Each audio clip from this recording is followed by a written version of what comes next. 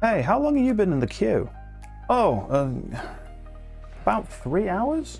3 hours. You're lucky. I've been waiting here for at least 8. Oh crap, what was that no- Unlucky.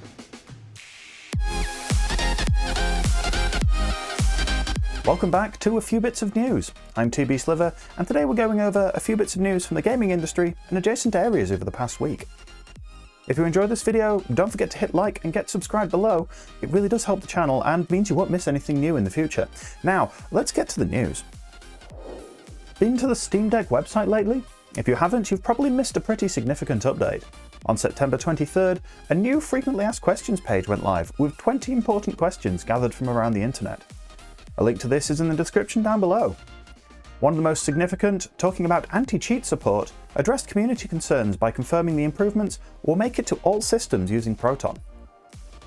This tied in with an announcement from the official BattleEye Twitter account confirming their support for Stream Deck. The tweet read, "BattleEye has provided native Linux and Mac support for a long time, and we can announce that we will also support the upcoming Steam Deck, or Proton. This will be done on an opt-in basis, with game developers choosing whether they want to allow it or not." Epic Games also made an anti-cheat announcement, stating that Easy Anti-Cheat now has native support for Linux and macOS, working with Wine and Proton. Games requiring Easy Anti-Cheat, Apex Legends, Dead by Daylight, and Halo to name a few, will run fine on the Steam Deck when it launches later this year. The Steam Deck is currently available to reserve now in select regions and begins shipping out in December 2021. What seems a long time coming since the hate raid started on Twitch, the day-long boycott and the continuing Twitch Do Better campaign, the platform has finally extended its security features and options to protect streamers. From the creator dashboard, streamers now have the option to require mobile users to verify their accounts using SMS as an option. This toggleable feature builds on top of the previous system, allowing streamers to limit their chat to email-verified accounts. Extending this further, creators can now set the limitation of the age of the account if the accounts do not have a verified status. This ranges between selecting if accounts older than an hour, a day, weeks, or up to 6 months old are allowed to chat, making it much harder for newly created accounts to invade and bot. Both phone and email options are still limited to the time from the following, ranging from 10 minutes to up to 3 months. All of these options can be turned off completely. Those managing more than one account via phone can tie up to 5 accounts to one number. However, there is a caveat. If one account is suspended from that number, then all accounts tied to that number will also be suspended. Adding to that, Twitch will disallow any new accounts added to the number during the suspension. The suspension needs to be cleared before more can be added. This was included to curb ban evasion, and this system has also extended to the email side as well. Getting the opportunity to suspend multiple linked accounts is a step in the right direction at least. And then Twitch took a step back. Making the rounds around Twitter was a screenshot of what looks to be Twitch's latest beta of a feature they call Twitch Boosts. Twitter user Zach Boosie posted an image of this new feature, which seems to allow the chatters to pay for their favourite streamer to gain more recommendations across the platform. In the image, users can pay 99 cents for 1,000 recommendations or $2.97 for 3,000. Also noticed was a timer added to this, and what seems to be a top 3 in the tab, rewarding the first 3 to boost the streamer, increasing fear of missing out. It's worth noting that it was mentioned that none of the money the users put into this system goes to the streamer, as they would be paid in exposure, and all of it goes to Twitch. Needless to say, this new feature has not been well received. Thankfully, it's still in beta and subject to change. However, like most things in Twitch beta, it may be a long time for it to go live, or it may just disappear as quietly as it arrived. Amazon's MMORPG New World finally released last Tuesday. After many delays, and after a complete revamp of the original intention, players finally logged in to experience queues. Yes, it seems the game is too popular for its own good, as players maxed out the server capacity of the game across all regions. This led to one point in the day where the queue capacity was higher than the actual server sizes that people were trying to get onto. One streamer, Tactical Potato, noted that he had logged into the game before his stream to be ready to play. 6 hours later, he had finally reached the end of it. The team behind New World made a statement on their website saying they understand players' frustrations over the queues and were testing and setting up new servers and increasing their capacity of existing ones as best they can. With over 842,597 concurrent peak players on Steam as of Saturday afternoon, marking the second highest on the platform, it's no small task to manage. So far, in fact, they tweeted out that same day they had to stop players from creating new characters on certain servers, adding an actual capacity to the worlds, marking 28 of them as full, and actually adding a server status page to their site for people to keep track on. The team recommends that players try to go to less impacted servers as a temporary measure, as they have offered free server transfers in 2 weeks' time. Players also were frustrated over the fact the launches across the world were staggered, leading to the EU servers being populated with US players waiting for their servers to launch. This was doubly frustrating as the game employs a unique naming policy. Once a name has been used once, it can never be used again, regardless of server. Those getting up early to secure their names, as there wasn't a reservation system in place, grew more frustrated the longer they were stuck in the queues, leading to a mixed review score on Steam, with most downvoting due to being stuck in queues. Thirdly, there were reports of popular content creators' names being stolen before they could take them themselves. Sadly, Creme points out this is quite common. It's almost like domain squatting. Many have scoffed at the notion of one of the biggest companies in the world having a game not being able to handle this number of players. Creme rebuttals this, as if you recall not so long ago, the Square Enix team were having similar issues with Final Fantasy XIV, in which the problem lied in two issues. First, due to the lack of parts needed to build these new servers, and second, even if they could, due to travel restrictions, actually getting to these servers to inspect and manage on site was near impossible. So this seems more than just a problem that would be fixed by throwing money at it for everyone right now. That said, massive queues are par for the course for worldwide MMO releases, as Aya has provided us screenshots from the opening of WoW's classic servers. You like numbers? We have them. We will keep an eye on this and how the company handles the strain going forward. This year's Tokyo Game Show ran last week. Creme tried his best to watch it live, but at 3 AM and in mostly Japanese, it's a little hard. Instead, we're just covering the wider impact reveals and releases. With that, we start with Microsoft's Xbox event, where cloud gaming was introduced in Japan, going live on October 1st. Not only for them, but the service went live in Australia, Brazil and Mexico around the same time, growing the service's reach to more Xbox and PC players.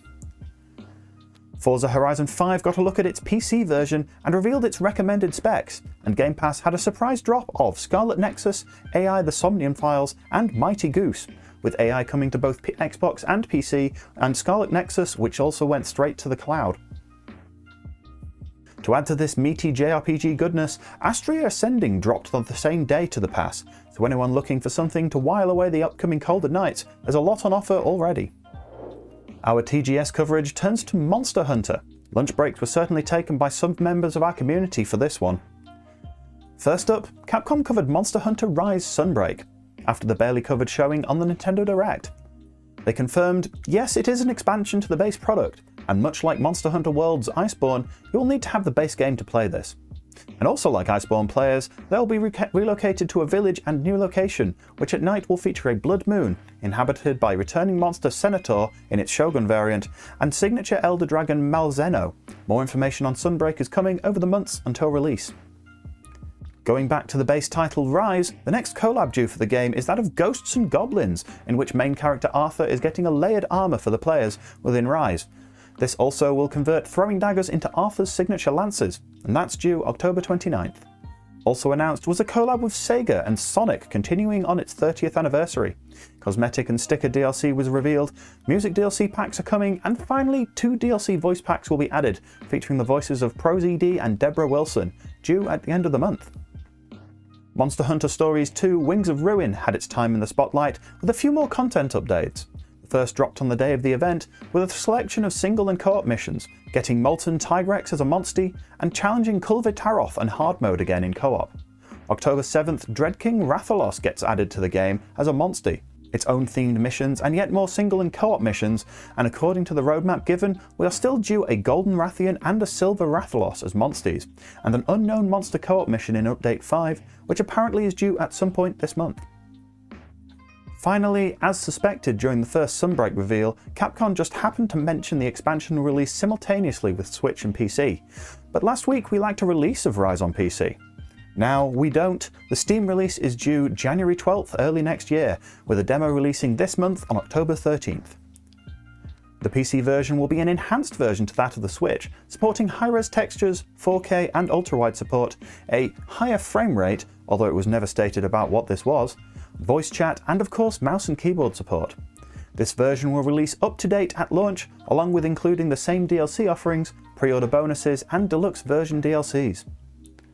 There was no mention of cross-save or cross-play between the versions, sadly. However, trusted news source Twitter user Nibel pointed out despite the lack of news, a survey from Capcom has cropped up asking what PC players would like to make that version more interesting. The survey included those options, and we'll leave a link to that tweet in the description so you can contribute to it.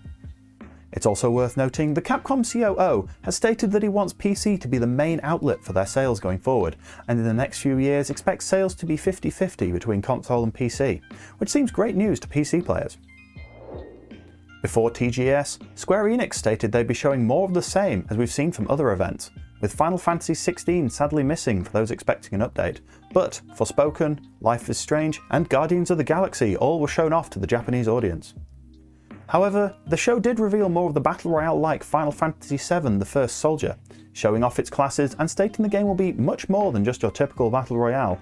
We'll see as it's coming to mobile in November with controller support.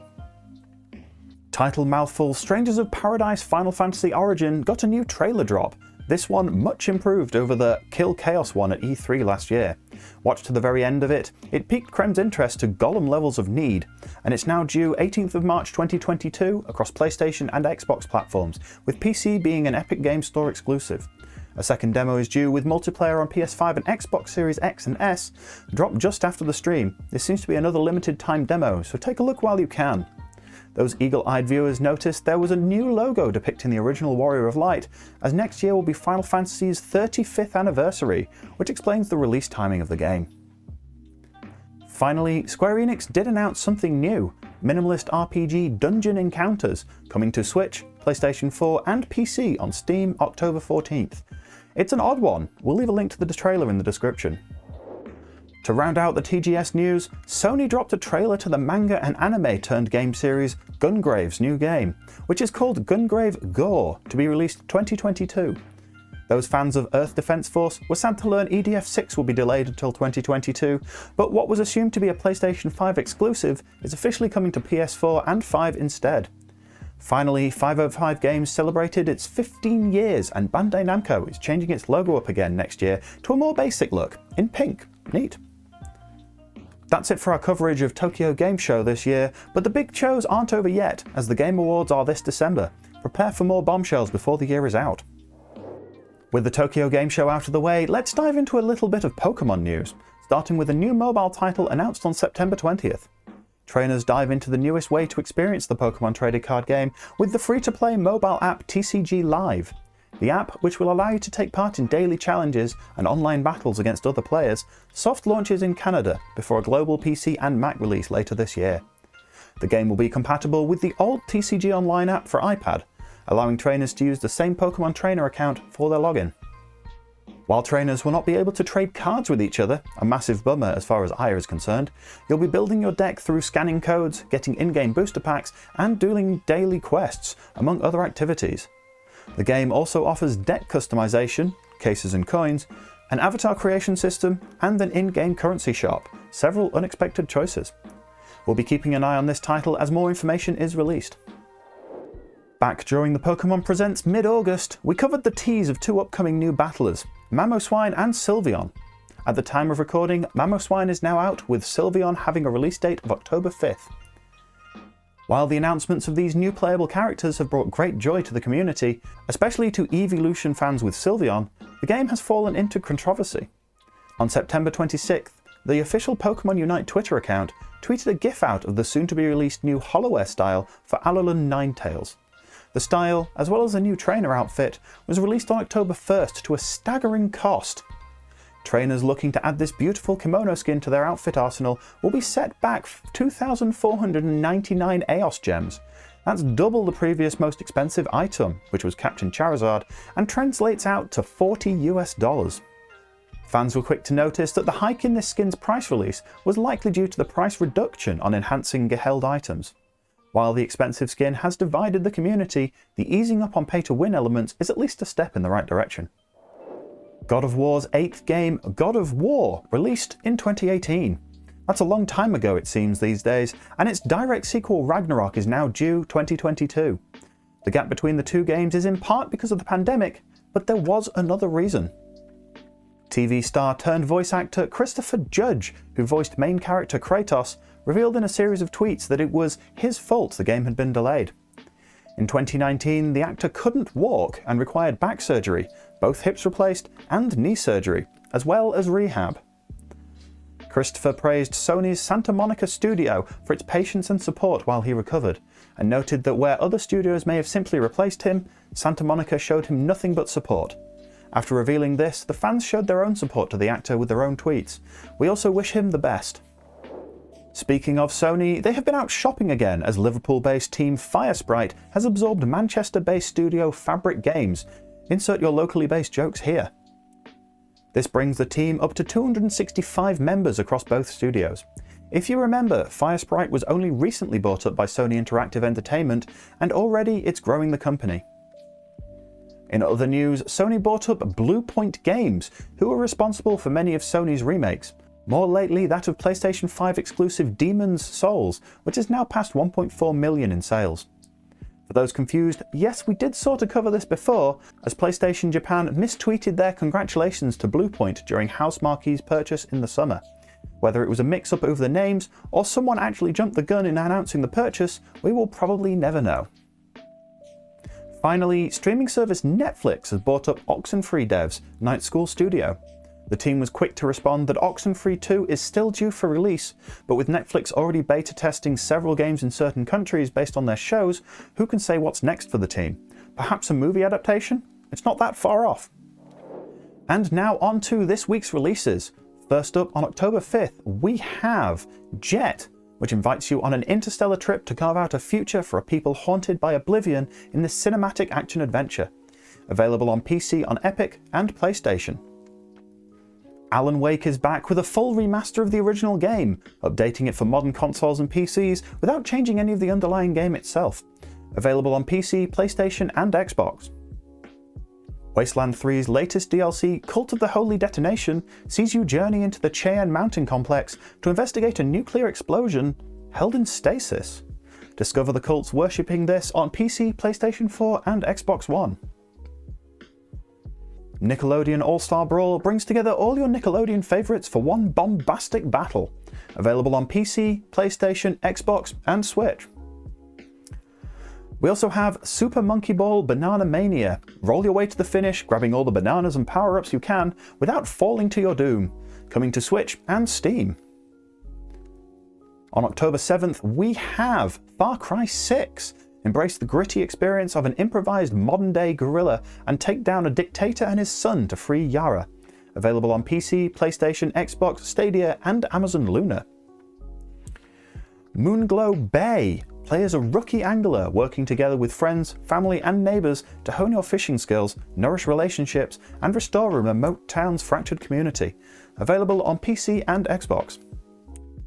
Next up, on October 8th, the spiritual successor to Left 4 Dead, Back 4 Blood, pits you against hordes of zombies as you try and escape the area without being consumed yourself. Available on PC, PlayStation, Xbox and Xbox Game Pass. And what is said to be the final part of the story in the 2D series of Metroid games dating from the first game, Metroid Dread sees Samus head to planet ZDR, but in the dark something is hunting her. Will Samus survive? Metroid Dread is exclusive to Nintendo Switch. And that's it for this week's A Few Bits of News. Tune in next Monday for more news across the gaming industry, and as always, don't forget to like, comment and subscribe, as well as hit that bell to get notified of the next video. If you'd like to chat with us live, then come join me every Tuesday, Wednesday and Friday evening over on Twitch, link in the description. Otherwise, we'll see you below in the comments.